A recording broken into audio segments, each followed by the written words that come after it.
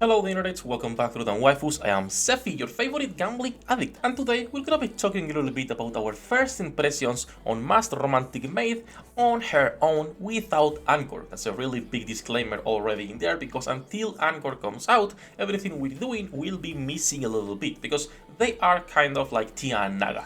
You don't need them to be played together, and in fact Naga on her own is fantastic, but still you benefit the most if you have them both on the same team, and this is for one simple reason. Mast will be losing most likely 20-30 seconds of the whole battle, because depending how fast you are rotating, maybe even more, she will be getting a stun 10 whole seconds. If you cannot somehow remove stacks, decrease the amount of stacks of Drunken.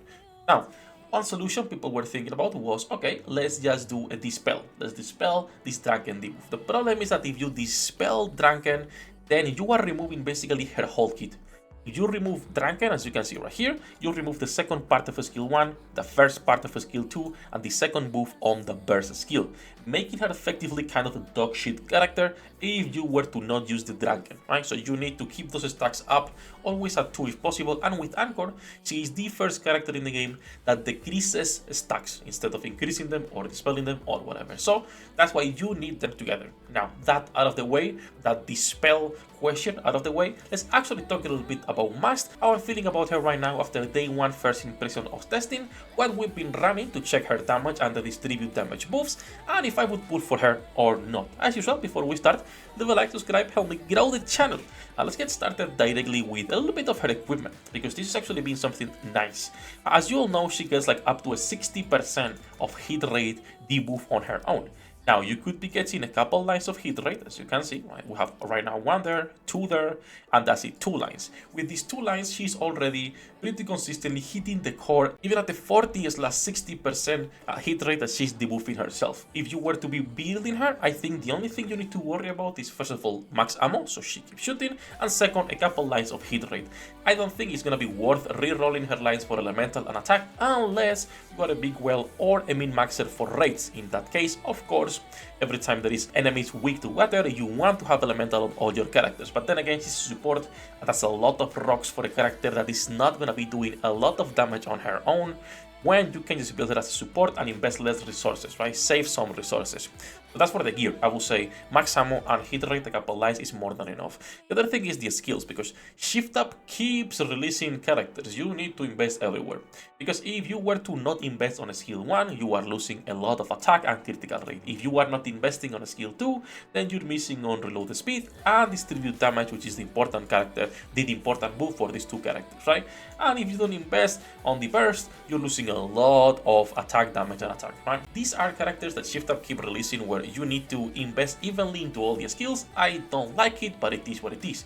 If you wanted to use it as a general support, you could be going for like a 7-4-7 and ignore the distribute damage, but you are losing into a part that's heavily involved in their kits for both Anchor and Mast. So I will say like a 7-7-7 sadly is going to be necessary on all of them. I will be checking the breakpoints later. So once again, this is like a day 1 impressions. I will not even pull right now until we get Anchored, but if you want to start building her, a 7-4-7 or a 7-7-7 if you want to take advantage of distribute damage. And speaking on distribute damage, which I know you guys are gonna be asking, that's the problem with these characters right now. They are really good. In fact, Mast on her own, and you'll see this later, is pretty good. But when you think about distribute damage, there is 2 characters that come to mind that are really good: SBS and Quincy.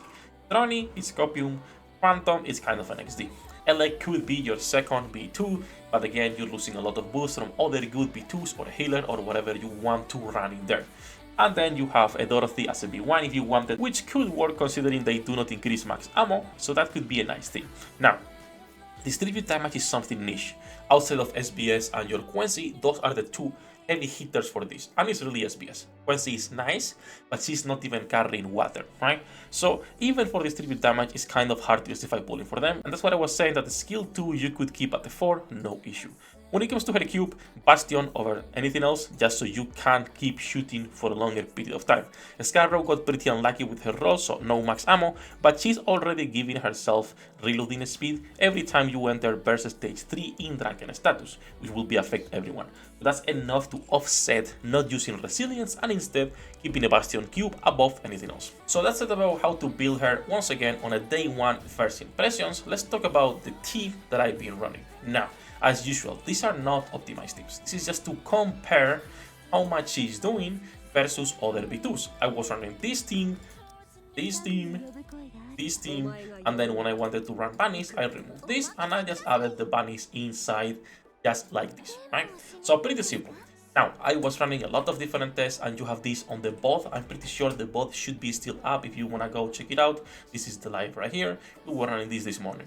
But there is a lot of interesting things. So if we open this, right, and considering this is only Mast without Anchor, right, we're just going to be providing her with more uptime on her own damage, with more uptime on her buff, and not going to be wasting 10 seconds every third rotation on getting stunned. As you can see, they are already doing really good. So, first of all, Quincy and Helm Treasure Phase 2, the free one that we get the level 200 Mast. Mast and Naga were doing 1.1 bill. This is the damage from Quincy. Grave Naga 1.1, same damage. Crown Naga 1.3, Black Nord 1.1. Now this is the free level 200, a bad test, but still for reference. Then you have the Scarrow account, the one we have right here. She's 998. This is Quincy's damage, with Exult Mila helping her, and with the other characters as well. As you can see, a Mast Naga is doing 4.8, while a Crown Naga is doing 5.1, and she's doing already better than Bunnies and than Grave. Now, like I was saying earlier, this is not optimal for Grave, but for the other characters, this is a team that you could be running and you will be running if you're interested in the distribute damage buff. And as you can see, Mast already is helping her become a really strong character and a really strong team on their own with another B2 that also buffs. That is an important note that we are using Naga, so of course you are gonna be needing someone else that buffs later, which for most people is gonna be Anchor that also is buffing. Still, you know, there's a big difference between those 85% core damage and what Anchor provides. So when Anchor comes out, we'll see how this keeps up and if this stays the same or the value goes down because we're not using Naga anymore and we put another support, right? But still, Mast on her own as a 40-second B2 is providing really good buffs, and this is no distribute damage, checking Cinderella damage with Samiranis. And as you can see, Mast Naga is 16.3, which is not even that different from the other teams, even from Bunnies, 17.9. The thing with the Bunnies is that it's starting to show that they are a day one, or not a day one, but they were the first pair of duo characters we got. And it's starting to show that the value that they have is going a little bit down. They are not bad supports, they're not going anywhere. But the new characters coming out have really beefy kits, right? So it starts to show some cracks into what the bunnies can do for you, which still is a fucking lot between indomitability, the healing up if you're using Rogue, the CDR and the buffs, if you're using Nor, the extra attack plus the extra ammo, etc, right? Like, there is a lot of things they still do for us, but it's starting to show that new characters coming out are kind of really competing a lot with them, and even more so when it comes to Tianaga, when it comes down to the new ELYSION duo, and even standalone B2 buffers, like for example Maid or Grave.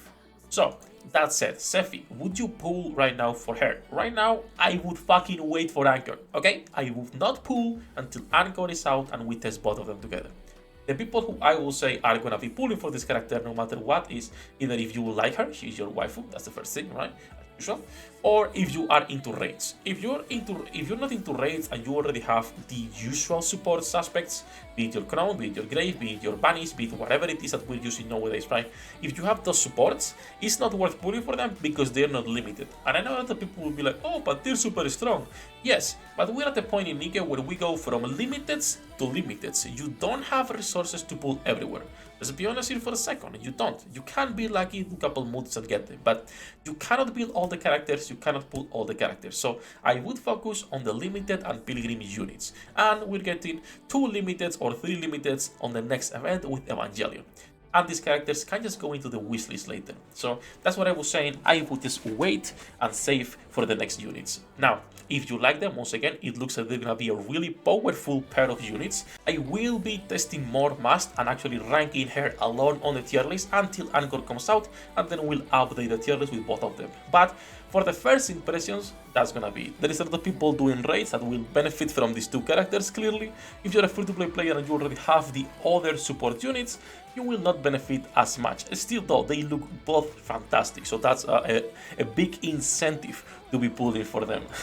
Now that's it. That's gonna be for the first impressions. Like I was saying, this is a day one quick dirty test, right? Take it as such and not as a final review. All that yapping aside, Scarrow, thank you for letting me use your account to test as usual. I am poor to build her. I actually got Mast as well. I just cannot build her. That said, that's gonna be it for this one. Love you all, Pozos. Have a lovely day. Good luck with your pool generates. I'll see you in the next one. 役立たずは楽園から追放するのみ。ブランとノワールのショータイムです。天地万物を切るとはこういうことだ。